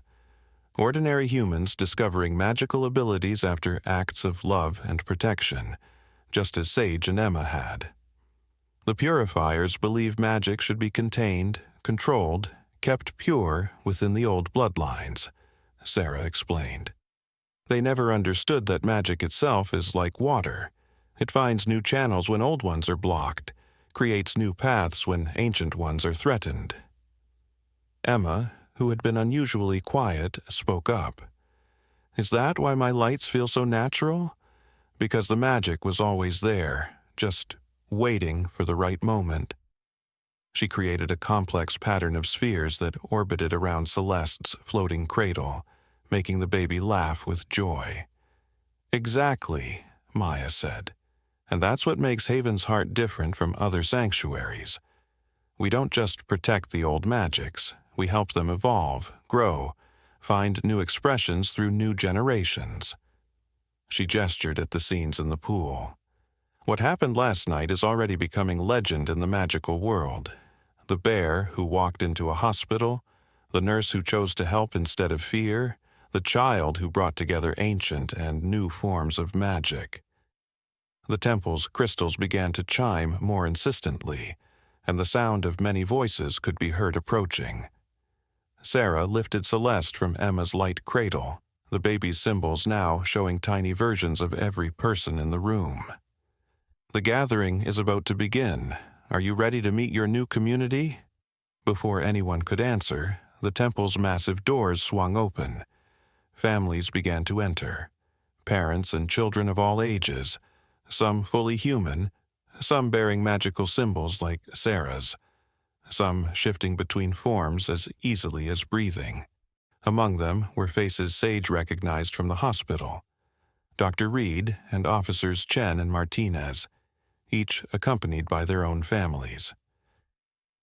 "You didn't think you were the only ones ready to embrace a wider world, did you?" Maya asked with a smile, seeing Sage's surprise. "When real magic reveals itself, it tends to awaken similar potentials in those nearby, especially in those who choose to help rather than hinder, to protect rather than fear." The gathering arranged themselves in a circle around the pool, which now showed a perfect reflection of the star-filled sky above the sanctuary. Sarah stepped forward, still holding Celeste, whose symbols had become a brilliant tapestry of every magical form present in the room. "Welcome," Sarah began, her voice carrying easily through the temple. "We have much to discuss this morning. The old ways are changing, growing stronger by finding new paths, new hearts to call home. Last night a barrier was broken, not the barrier between magical and mundane, but the barrier of fear that has kept them separate for so long." She told the story of their night, but now Sage could see how every choice, every moment of protection and love, had created ripples through the magical world.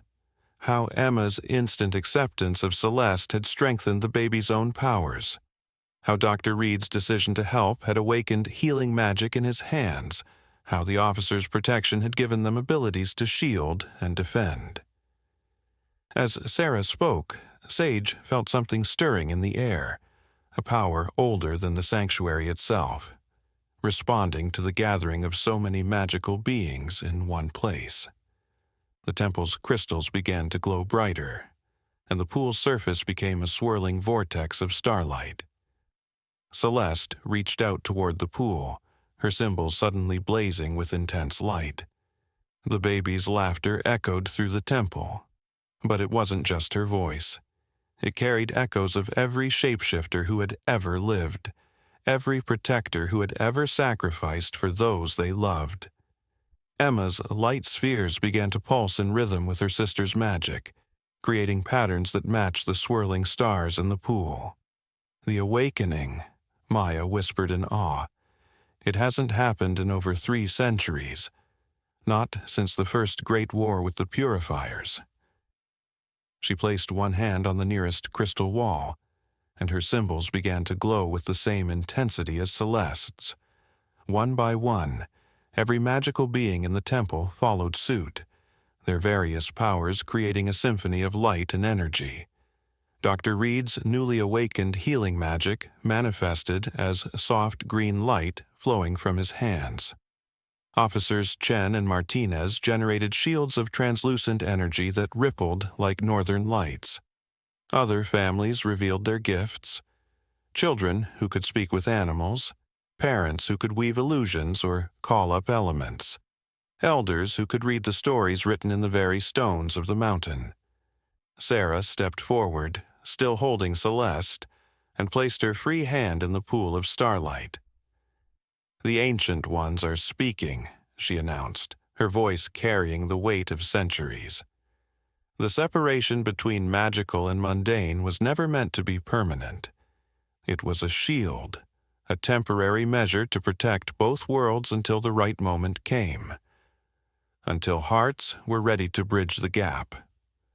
The starlight from the pool began to rise, forming shapes in the air, scenes from the past, present, and possible futures. Sage saw the first shapeshifters learning their craft from the animals themselves. She saw the rise of the Purifiers, driven by fear of what they couldn't control. She saw the creation of the sanctuaries, meant to be shelters, but becoming inadvertent prisons, cutting magical beings off from the wider world. But then, the visions shifted to the present. The scenes showed what had happened at the hospital from a deeper perspective. How Sage's choice to help had created ripples of possibility. How Emma's immediate love for Celeste had woven new patterns in the fabric of magic itself. They saw Dr. Reed's moment of decision to help rather than hinder, the officer's choice to protect rather than persecute, all creating cracks in the ancient barrier. "The old magic and the new are merging," Sarah explained, as Celeste reached out to touch the floating scenes, making them shift and change. "The sanctuaries were never meant to hide us forever, only to preserve our knowledge until humanity was ready to remember its own magical heritage. Every human carries the potential for magic. It only needs the right key to unlock it." Emma, fascinated by the moving scenes, unconsciously created more complex light patterns. Her spheres began to tell their own stories, showing her memories of growing up with Sage, the love that had always filled their home even after losing her father. These personal scenes merged with the ancient visions, demonstrating Sarah's words about the connection between love and magic. Dr. Reed stepped forward, his green healing light mixing with the starlight. "Last night, when Sarah brought that baby into my hospital, my first instinct was fear. But then I saw Sage's compassion, her instant willingness to help, and something clicked into place. Now I can feel injuries before I see them, know exactly how to help, as if I've gained another sense entirely." Officer Chen nodded, his shield of energy pulsing gently. "Same with us. When we chose to help protect them, it was like a door opening in my mind. Martinez and I can create barriers now, shields that protect more than just the body. We can sense danger coming, know exactly where to stand to keep others safe." The starlight visions shifted again, showing more awakenings happening around the world. Other sanctuaries opening their doors, other humans discovering their latent magical abilities. The Purifiers appeared in these scenes as well, their crimson robes standing out against the tapestry of awakening magic. But they seemed less threatening now, more like a fading shadow than an unstoppable force. "They fear this moment," Maya said softly. "The Purifiers have always known it would come. Their entire existence has been devoted to preventing it. The reunification of magical and mundane, the remembering of what was forgotten. But they cannot stop what is natural, what was always meant to be. Celeste suddenly squealed with delight, and her symbols exploded outward, filling the entire temple with moving images. Bears danced with wolves under starlit skies, eagles soared through auroras of pure magic, and butterflies made of golden light fluttered between scenes of past and present. But now there were new images, too. Emma teaching other children to create light, Sage combining medical knowledge with healing magic, Dr. Reed establishing a hospital wing where magical and mundane medicine worked together. The baby reached for her sister, and Emma took her from Sarah's arms, creating a cradle of pure light to hold them both. The moment the sisters touched, every crystal in the temple chimed in perfect harmony. The starlight pool erupted upward, forming a spiraling tower of light that shot through the temple's roof and into the sky above. "The beacon," Sarah breathed, "the signal to all who can see it that the time of separation is ending, that the healing has begun." She turned to Sage, her eyes bright with emotion. "Your choice in the hospital was the catalyst, but it's only the beginning. The barrier isn't falling, it's transforming, becoming a bridge instead of a wall."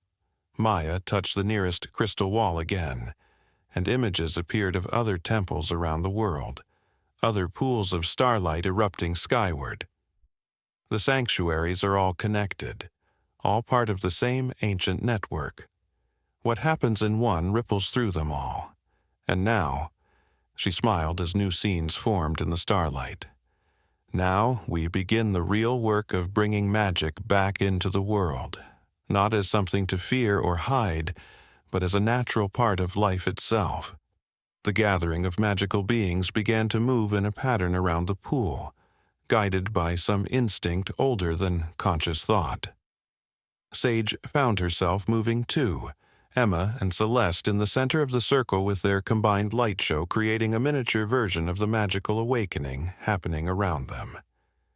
The temple's crystals pulsed in rhythm with their movement, and the very mountains seemed to hum with power. From the pool of starlight, new visions emerged. Cities around the world where the beacon's light was becoming visible to those ready to see it. Children pointed at the sky in wonder, their parents suddenly remembering dreams they'd forgotten, stories their grandparents had told them about a time when magic walked openly in the world. In hospitals, doctors and nurses discovered healing talents awakening. In schools, teachers found themselves able to share knowledge in new ways, their lessons coming alive with subtle magic. "Look," Emma whispered, her light spheres forming images of their own. "It's like the whole world is remembering something it forgot." Celeste reached up to touch her sister's lights, and where their magic met, the images became clearer, more detailed. They saw a mother singing her child to sleep, her lullaby creating actual dreams that danced in the air.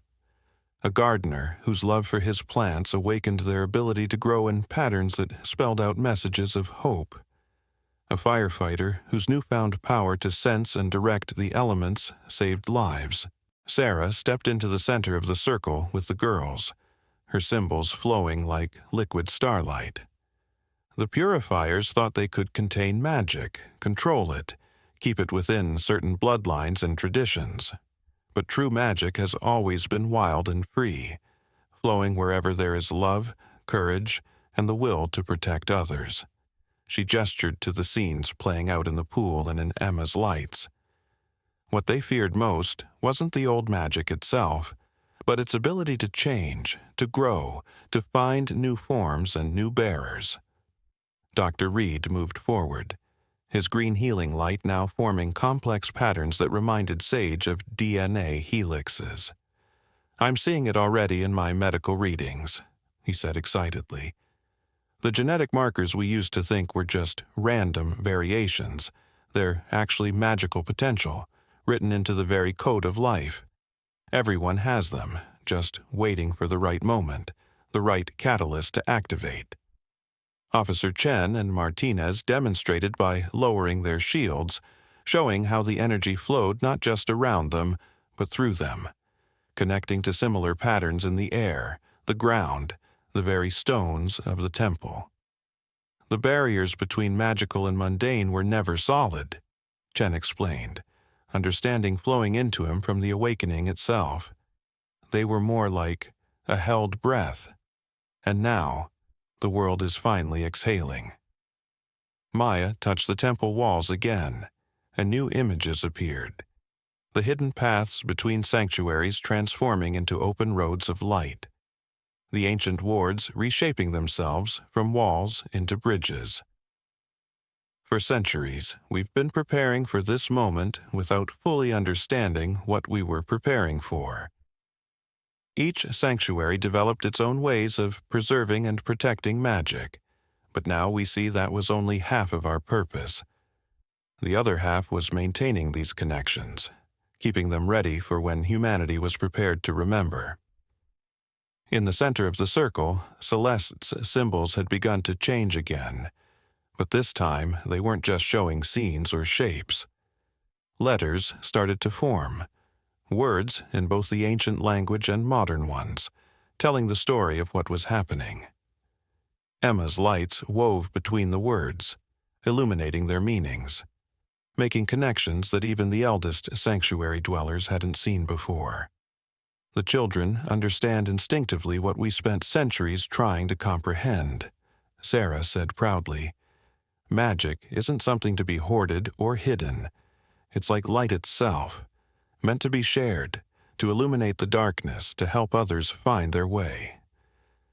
She smiled at her granddaughter and her new sister, seeing how their different forms of magic complemented and strengthened each other.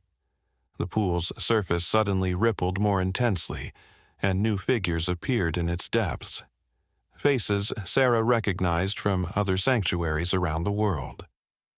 One by one, they emerged from the starlight like holograms, joining the circle in the temple.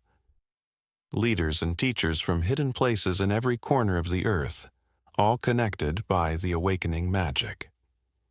The Purifiers are gathering their forces, spoke an elder from a sanctuary in the Himalayas, his image shimmering with snow and starlight. But they fight against the tide of change itself. Already, their own children are awakening to magic they cannot control or contain. The old bloodlines are important, added a young woman from a sanctuary deep in the Amazon, her form wreathed in patterns of leaf and vine, but not in the way we thought. They're not walls to keep magic pure, but seeds from which new forms of magic can grow. Sage watched in amazement as more sanctuary leaders joined the gathering, each bringing news of awakening magic in their regions. But her attention was drawn back to her daughters. Emma creating increasingly complex light patterns while Celeste's symbols formed responsive images, the two of them inventing an entirely new magical language without even realizing it. The starlight began to coalesce around them, forming shapes that seemed to respond to their silent communication. Sage saw her hospital appearing in miniature, but transformed. Healing magic working alongside modern medicine, children with various gifts learning to use them responsibly, families discovering their latent abilities together. The vision expanded to show similar changes happening in schools, parks, community centers, places where the magical and mundane worlds could merge gradually, naturally. "This is why you were chosen," Maya said softly to Sage, "not just because you were willing to help a bear with a baby, but because you understand both worlds. As a nurse, you know modern medicine. As a mother, you know unconditional love. As a protector, you know the importance of both strength and gentleness. You're a bridge, just as your daughters are becoming bridges in their own ways." The truth of Maya's words resonated through the temple. The crystals chimed in harmony, and the starlight pool began to rise again, this time forming a complex network of light that connected everyone in the circle. Sanctuary dwellers, newly awakened magic users, and those still discovering their gifts. Through these connections, Sage could feel the pulse of magic spreading across the world, following paths of love and courage, finding those ready to remember what humanity had forgotten. As the gathered leaders spoke of changes in their regions, the Starlight Pool shifted to show the first steps of integration already beginning. In a small clinic in Tokyo, a doctor with newly awakened healing abilities worked alongside traditional medical equipment, her magic enhancing rather than replacing modern techniques. In a Brazilian schoolroom, a teacher discovered she could make history lessons come alive, creating gentle illusions that let her students witness past events firsthand. In a Canadian forest, environmental scientists found they could communicate with plants and animals, leading to breakthrough discoveries in ecosystem preservation. The challenge now, Maya explained, as these scenes played out before them, is to guide this awakening responsibly. Magic returning to the world mustn't become chaos or spectacle. It needs to flow back naturally, like a river finding its old channels. She gestured to where Emma and Celeste were still creating their magical light language. We can learn from the children. See how they integrate different forms of magic without questioning whether they should? That's the wisdom we need to recapture. Dr. Reed stepped forward, his healing light now forming complex medical symbols alongside traditional hospital icons. I've been thinking about how to implement this at Pine Valley Hospital, he said, his excitement barely contained.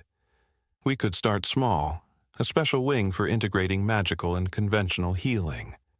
Sage's nursing experience combined with her new protective abilities makes her perfect to help bridge the gap between magical and medical staff. The pool rippled, showing possible futures for the hospital. Sage saw herself working with both traditional nurses and magical healers, teaching them to complement each other's skills. She saw Emma visiting the children's ward, her light spheres bringing comfort to sick kids while helping them discover their own magical potential. And she saw Celeste growing older, her shapeshifter abilities and symbols helping create new forms of therapy and healing. But what about the Purifiers? Officer Chen asked, his protective shields flickering with concern. They're not going to accept this change quietly. The pool's surface darkened briefly, showing the crimson-robed figures gathering in greater numbers, their dark magic growing more desperate and volatile. Sarah's response was unexpectedly gentle. Some will fight against the change, yes, but others. She waved her hand over the pool, and new images appeared. Younger purifiers watching their own magic transform, shifting from destruction to protection. Many of them are already feeling the change in their blood. The very power they tried to suppress is awakening in new ways, showing them that their fear was based on a misunderstanding of magic's true nature. The Starlight Network connecting everyone in the temple pulsed stronger, and Sage felt new presences joining their gathering.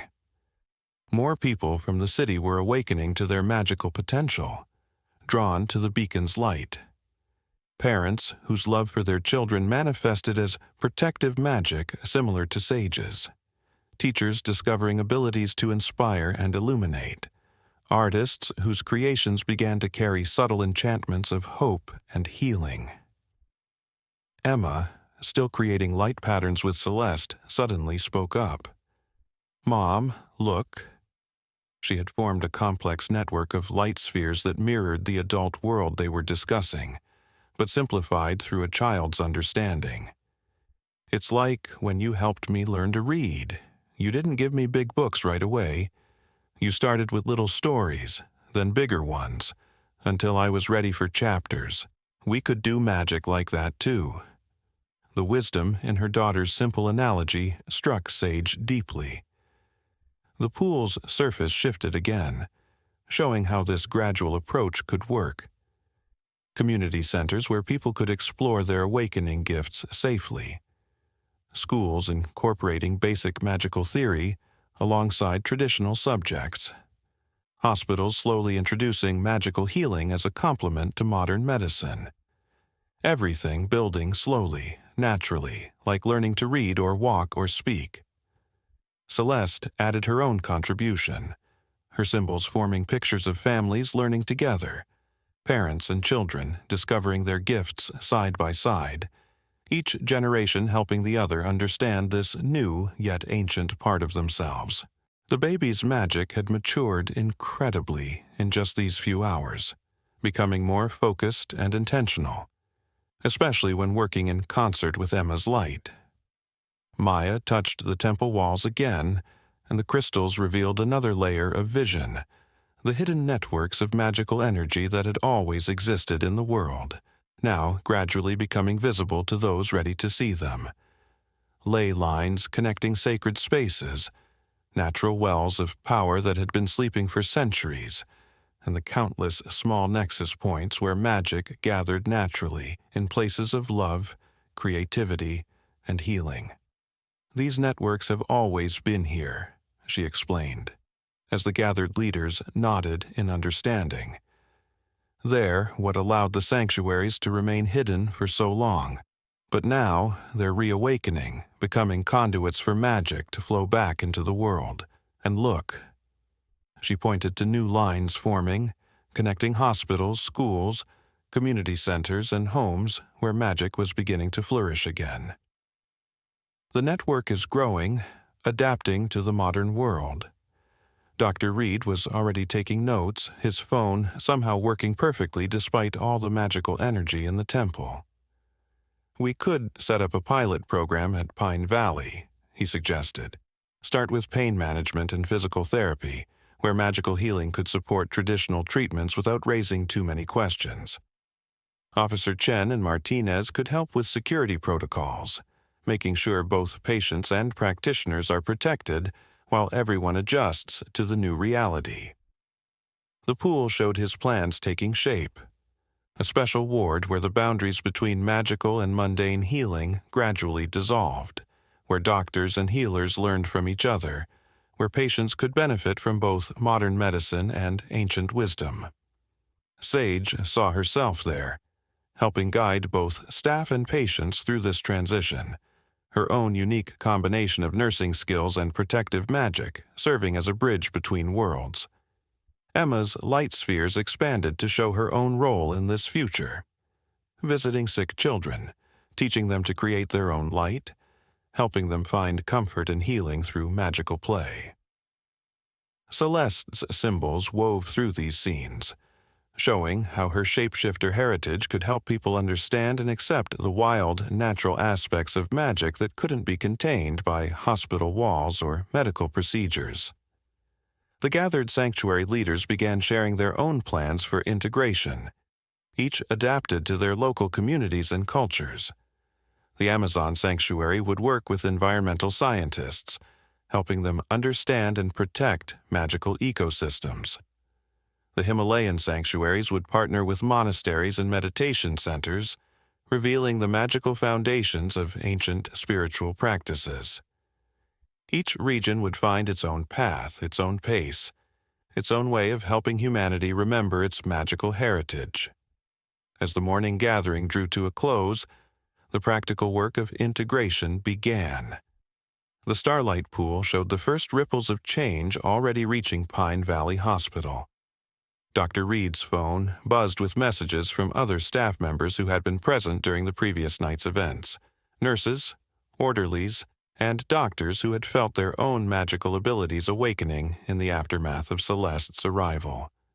"We should start today, Doctor," Reed said, his healing light forming detailed plans in the air.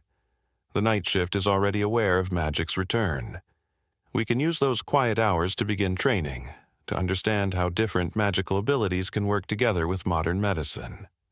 He looked at Sage with respect. "Will you help lead this? Your experience as both a nurse and a new magic user makes you uniquely qualified." Sage felt the weight of responsibility, but also a deep sense of rightness.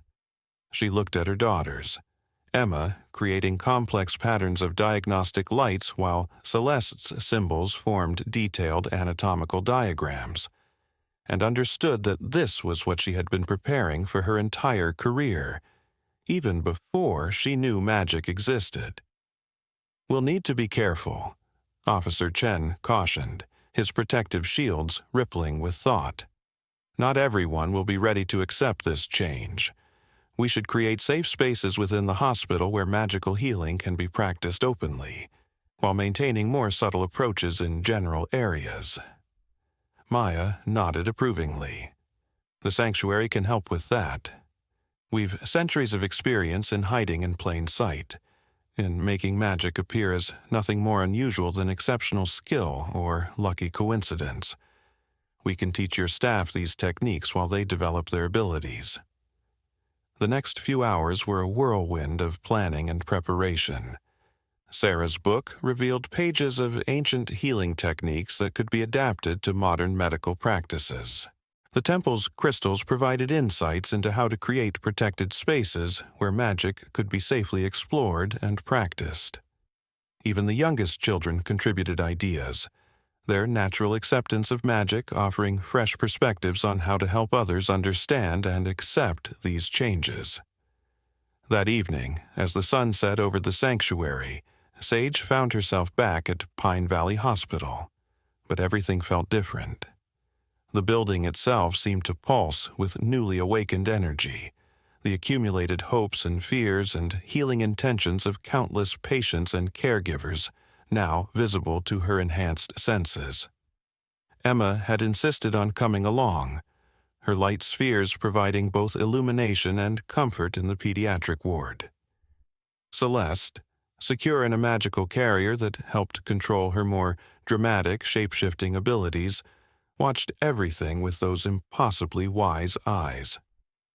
Dr. Reed had gathered the night shift staff in what would become their first magical healing ward, a former storage area transformed by sanctuary crystals and protective wards. The room hummed with potential as nurses, doctors, and support staff who had witnessed the previous night's events shared their experiences of awakening magic. Sarah Chen, a pediatric nurse, discovered she could sense children's pain and ease it with gentle touches. Miguel Rodriguez, an emergency room doctor, found he could stabilize critical patients by channeling energy that looked like golden threads. Even James Thompson, the usually gruff head of security, revealed that he had developed abilities similar to Officers Chen and Martinez, protective magic that could create safe spaces for vulnerable patients. Sage watched in amazement as her colleagues began to understand and accept their gifts. Emma moved among them, her light spheres helping to illuminate their various magical signatures, making it easier for them to visualize and control their abilities. Celeste's symbols resonated with each new magical discovery, creating a growing tapestry of healing potential that everyone could see and understand. The first test of their integrated approach came sooner than expected. The emergency room received a critical case, a young mother experiencing complications during pregnancy. As they rushed to help her, Sage saw how naturally magical and modern medicine could work together. Dr. Rodriguez's golden threads stabilized the mother's vital signs while conventional monitors tracked her condition. Sarah's empathic abilities helped them understand exactly where the pain and problems were, allowing for more precise medical intervention. Sage found her own protective magic adapting to the situation, creating a field of calm and healing that surrounded both mother and unborn child. Emma, who had followed them despite being told to wait in the ward, added her light to the effort. Her spheres formed a gentle constellation around the patient, each light pulsing in rhythm with the baby's heartbeat. The most remarkable moment came when Celeste, sensing the gravity of the situation, let her symbols flow from her skin onto the mother's belly. The ancient patterns formed a bridge of understanding between mother and child, helping them align their energies in a way that modern medicine could never have achieved. The crisis passed, and both mother and baby stabilized, leaving the medical team with their first success story of integrated magical healing. But not everyone was ready for such dramatic changes.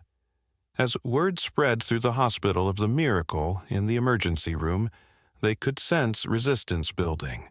Some staff members reacted with fear or skepticism. Others worried about their jobs being replaced by magical alternatives. And there were whispers of people in the city who shared the Purifiers' beliefs about keeping magic controlled and contained. Sarah, who had remained in the sanctuary but maintained contact through a network of her golden butterflies, sent words of wisdom. Remember how Emma described teaching someone to read? We must be patient, starting with small stories before moving to chapters. Let people witness magic in ways they can accept and understand. The truth will reveal itself in its own time.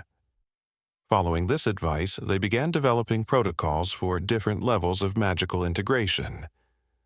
In some areas of the hospital, magic would be obvious and openly practiced, particularly in departments where patients had specifically requested magical healing. In others, it would be subtler, blending so naturally with conventional treatment that many wouldn't even realize magic was being used. Dr. Reed established a training program, working with Maya and other sanctuary teachers to help medical staff understand and develop their abilities. The hospital's research department, led by doctors who had awakened to their own magical potential, began documenting the effects of combined magical and medical treatment, creating the foundation for a new field of study. Emma's role grew as well. Her natural ability to help others visualize and understand magic made her an invaluable teacher, particularly with young patients.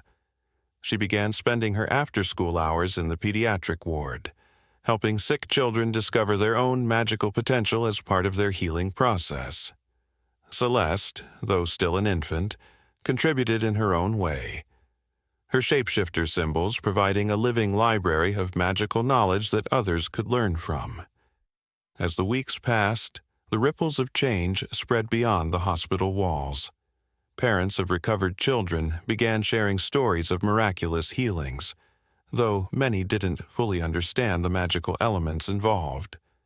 Medical professionals from other hospitals started requesting consultations, drawn by rumors of Pine Valley's exceptional success rates. The local medical school expressed interest in establishing a research partnership to study what they called alternative healing techniques. But with growing attention came growing challenges. One morning, Sage arrived at the hospital to find protesters gathered outside. Some carried signs warning against dangerous supernatural practices, while others demanded oversight and regulation of what they termed unexplained medical phenomena. Officer Chen and Martinez had already established a protective perimeter, their magical shields subtle enough to appear as nothing more than effective crowd control. "They're afraid," Emma said softly, watching from the hospital entrance as her light spheres dimmed sympathetically. "Just like in my class when Tommy Wilson found out he could make plants grow faster. Some kids thought it was amazing, but others got scared and called him a freak."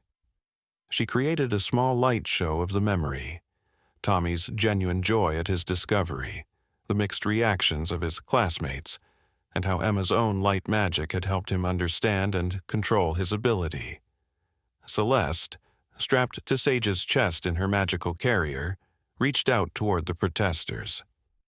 Her symbols shifted to show scenes from human history, other times when people had feared what they didn't understand, but also moments when fear had been overcome through patience, education, and compassion. Dr. Reed joined them, his healing light now so well controlled it was barely visible to those who weren't looking for it.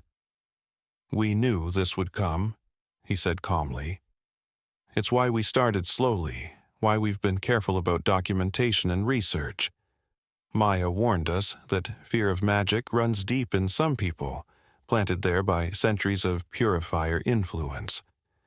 Inside the hospital, they found an unexpected ally in their efforts to bridge the gap between magical and mundane healing. Dr. Sarah Matthews, a renowned skeptic and medical researcher, had arrived to investigate the unusual treatment methods being reported at Pine Valley. But rather than immediately dismissing what she saw, she approached it with genuine scientific curiosity. "Show me everything," she insisted, pulling out notebooks and recording devices.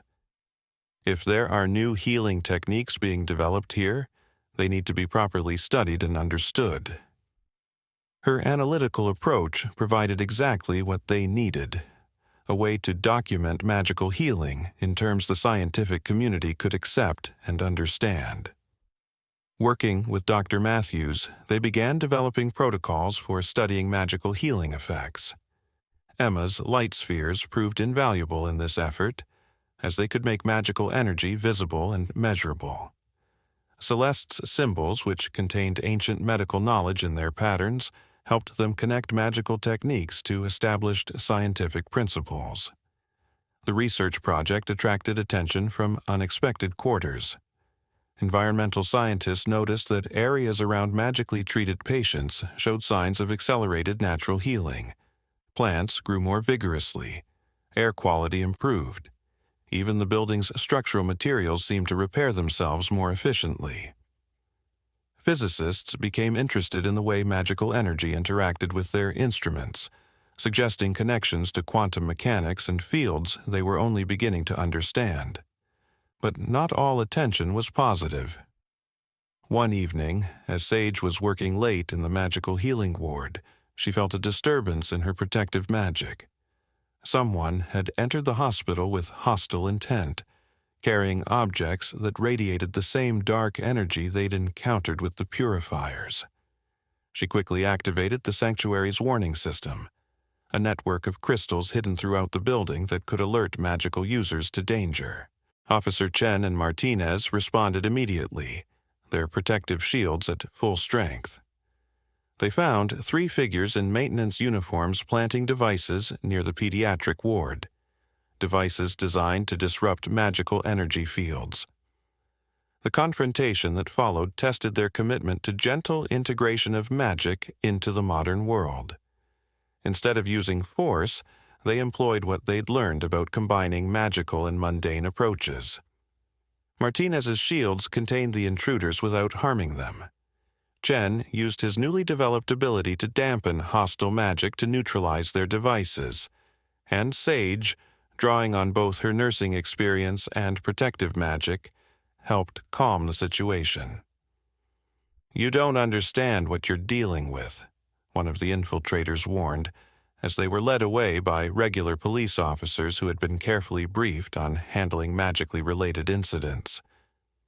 "Magic can't be controlled or studied like some new drug or treatment. It's wild, dangerous." "You're right about one thing," Sage replied, thinking of how Celeste's shapeshifter magic flowed and changed, how Emma's lights danced with their own kind of joyful wildness. Magic isn't meant to be controlled, but it's not meant to be feared either. It's meant to be understood, respected, and allowed to work in harmony with the natural world, including modern medicine. The incident led to increased security measures, but also to increased openness. Dr. Reed and Dr. Matthews began holding public lectures, explaining their research in terms both magical practitioners and skeptics could appreciate. They showed how magical healing didn't replace modern medicine but enhanced it, how the two approaches could work together to achieve better outcomes than either could alone. Emma's after-school program expanded to include not just sick children, but any young people interested in exploring their magical potential. She worked with teachers from the sanctuary to develop age-appropriate ways of helping children understand and control their awakening abilities. Her light spheres became a teaching tool, showing how magical energy could be visualized and directed safely. Celeste, growing rapidly and showing remarkable development in her magical abilities, became a bridge between the ancient knowledge of the shapeshifters and the modern understanding of human development. Her symbols now formed complex diagrams that helped doctors understand how magical and physical healing could work together. She even began showing signs of being able to control her transformations, though she still preferred to stay in human form most of the time. The sanctuary itself evolved to meet these new challenges. Maya and Sarah worked with other sanctuary leaders to create a network of support for communities dealing with awakening magic. They developed training programs for law enforcement, medical professionals, and educators. They established communication channels between magical and mundane authorities to handle situations that crossed the increasingly blurry line between the two worlds. 1 year after the night a bear walked into Pine Valley Hospital carrying a baby, Sage stood in the sanctuary's temple once again. The morning sun streamed through the crystal windows, creating rainbows that danced across the floor where Celeste was taking her first steps. The baby, who had once been at the center of such extraordinary events, was now a toddler, her symbols flowing like liquid starlight as she wobbled toward her sister. Emma knelt with her arms outstretched, light spheres forming a gentle path for Celeste to follow. "Come on, little sister," she encouraged. "You can do it." The lights pulsed with each of Celeste's determined steps, and her symbols shifted to show tiny scenes of other first steps. Bear cubs learning to walk, wolf pups finding their balance, all the generations of shapeshifters who had come before her. Sarah watched from nearby, tears in her eyes as she saw her granddaughter growing strong and free, surrounded by love instead of hiding in fear. The silver key that had guided them to safety that first night now hung as a pendant around Celeste's neck, occasionally glowing when she discovered something new about her abilities. Dr. Reed's healing program had spread to hospitals across the country, with Pine Valley serving as a model for how magical and modern medicine could work in harmony. The protesters who had once gathered outside now came inside to learn, to understand, to discover their own connections to the magic that was gradually returning to the world. But it was the small moments that meant the most to Sage, watching Emma teach other children to create light, seeing Celeste's joy as she learned to control her shape-shifting, feeling the deep bond that had grown between her daughters. The magical world hadn't just given her a new purpose, it had completed her family in ways she never could have imagined. Celeste reached Emma and tumbled into her arms with a laugh that made the temple's crystals chime in harmony. Her symbols merged with Emma's light spheres, creating a display of pure joy that filled the temple with dancing colors. Sage felt tears in her own eyes as she watched them. Her daughters, one born to magic and one awakened to it, but both shining with the same inner light. "You know," Sarah said softly, coming to stand beside Sage, "when I ran through that storm carrying Celeste, I prayed for safety, for protection, but what we found was so much more." She squeezed Sage's hand. "We found family." The morning sun caught the silver key around Celeste's neck, sending fragments of light across the temple walls. In those rays, Sage could see glimpses of the future. Emma growing into her role as a guide, helping others find their way to magic. Celeste learning to balance her shapeshifter heritage with her place in the modern world. And herself continuing to bridge the gap between magical and mundane healing, showing others that love was the greatest magic of all. For in the end, that's what the return of magic had truly taught them. Whether it came in the form of healing light, protective shields, or symbols dancing on a child's skin, magic was simply another expression of love. Love that protected, love that healed, love that transformed. Love that made family out of strangers on a snowy night when a bear walked into a hospital carrying hope in her arms. Celeste looked up at her mother and sister, her eyes shining with that same ancient wisdom they'd seen on that first night. But now it was tempered with the simple joy of a child who knew she was loved, who was free to grow into all that she could be. Her symbols formed one last scene: a bear, a nurse, and a little girl creating light, surrounded by the golden butterflies of her grandmother's protection, all wrapped in the warm glow of family, magic, and love. And in that moment, as the morning light filled the temple with rainbow promises of tomorrow, they knew that this wasn't just an ending. It was a beginning, for their family, for the world, and for all those who were ready to remember that magic had never truly left. It had just been waiting, like a story written in starlight, for hearts brave enough to choose love over fear, hope over doubt, and the courage to believe in the extraordinary magic of ordinary love.